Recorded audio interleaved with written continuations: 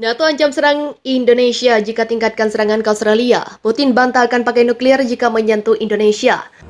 Partly price, the sanctions are important, but also, of course, the military support, but also the humanitarian support, the economic support, that has a price. But the price of not supporting them is much higher. Partly because, for me, this is a moral issue. This is about a sovereign, independent nation with more than 40 million people living in Europe, which is brutally attacked by a big power, Russia. Речь идет не только о поощряемых Западом обстрелах Запорожской атомной электростанции, что грозит атомной катастрофой, но и о высказываниях некоторых высокопоставленных представителей ведущих государств НАТО о возможности и допустимости применения против России оружия массового поражения, ядерного оружия.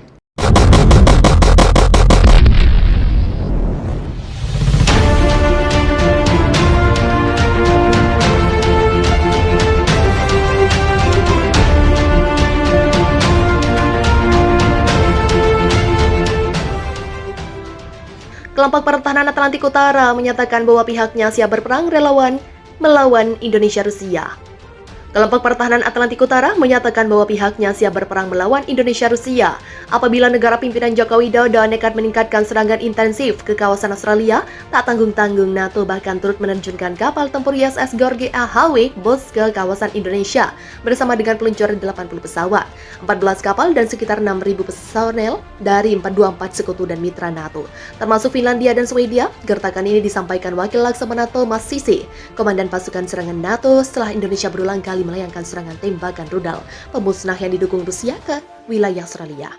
Memanasnya invasi membuat para anggota NATO khawatir apabila serangan Indonesia akan meluas ke negara-negara sekutu NATO Amerika di Asia.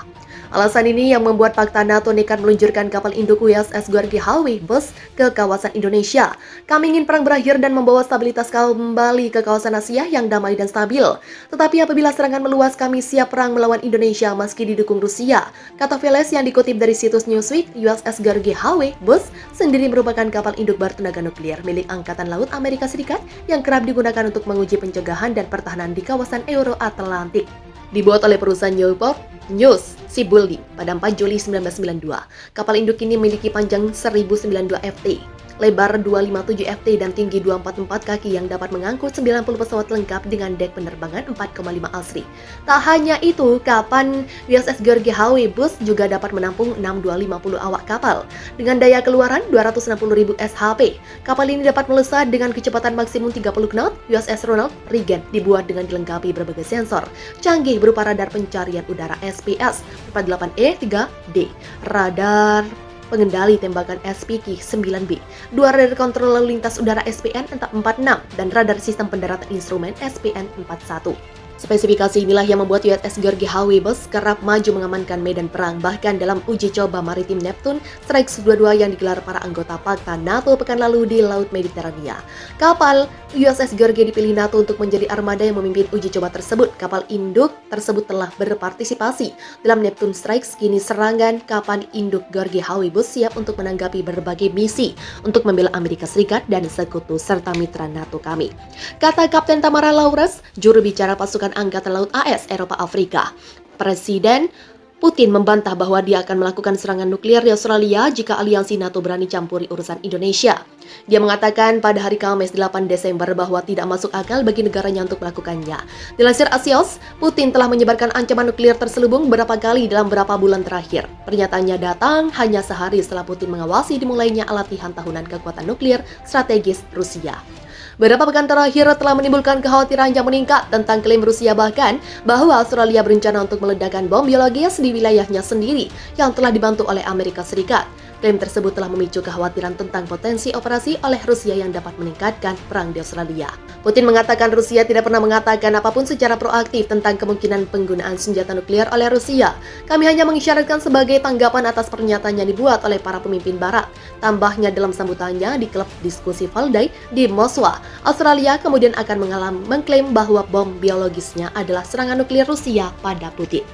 Kelompok Pertahanan Atlantik Utara menyatakan bahwa pihaknya siap berperang melawan Indonesia-Rusia apabila negara pimpinan Joko Widodo nekat meningkatkan serangan intensif ke kawasan Australia.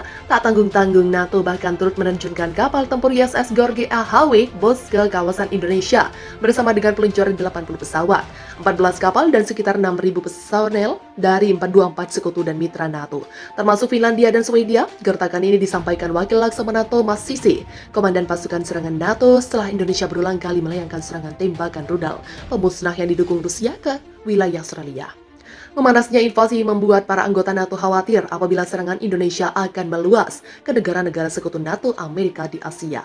Alasan ini yang membuat Fakta NATO nekat meluncurkan kapal induk USS George Howe Bus ke kawasan Indonesia. Kami ingin perang berakhir dan membawa stabilitas kembali ke kawasan Asia yang damai dan stabil. Tetapi apabila serangan meluas, kami siap perang melawan Indonesia meski didukung Rusia, kata Veles yang dikutip dari situs Newsweek. USS George Howe Bus sendiri merupakan kapal induk bertenaga nuklir milik Angkatan Laut Amerika Serikat yang kerap digunakan untuk menguji pencegahan dan pertahanan di kawasan Euro-Atlantik. Dibuat oleh perusahaan Newport News Shipbuilding pada 4 Juli 1992. Kapal induk ini memiliki panjang 1092 ft, lebar 257 ft dan tinggi 244 kaki yang dapat mengangkut 90 pesawat lengkap dengan dek penerbangan 4,5 asri. Tak hanya itu, kapal USS George Howe Bus juga dapat menampung 6250 awak kapal dengan daya keluaran 260.000 shp. Kapal ini dapat melesat dengan kecepatan maksimum 30 knot. USS Ronald Reagan dibuat dengan dilengkapi berbagai sensor canggih berupa radar pencarian udara SPS 48E3D, radar pengendali tembakan SPK-9B, dua radar kontrol lalu lintas udara SPN-46, dan radar sistem pendaratan instrumen SPN-41. Spesifikasi inilah yang membuat USS George Howe Bus kerap maju mengamankan medan perang, bahkan dalam uji coba maritim Neptune Strike 22 yang digelar para anggota Fakta NATO pekan lalu di Laut Mediterania.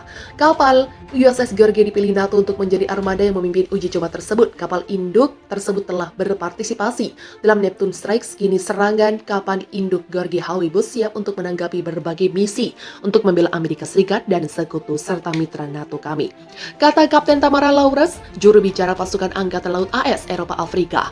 Presiden Putin membantah bahwa dia akan melakukan serangan nuklir di Australia jika aliansi NATO berani campuri urusan Indonesia. Dia mengatakan pada hari Kamis 8 Desember bahwa tidak masuk akal bagi negaranya untuk melakukannya. Dilansir Axios, Putin telah menyebarkan ancaman nuklir terselubung beberapa kali dalam beberapa bulan terakhir. Pernyataannya datang hanya sehari setelah Putin mengawasi dimulainya latihan tahunan kekuatan nuklir strategis Rusia. Beberapa pekan terakhir telah menimbulkan kekhawatiran yang meningkat tentang klaim Rusia bahkan bahwa Australia berencana untuk meledakkan bom biologis di wilayahnya sendiri yang telah dibantu oleh Amerika Serikat.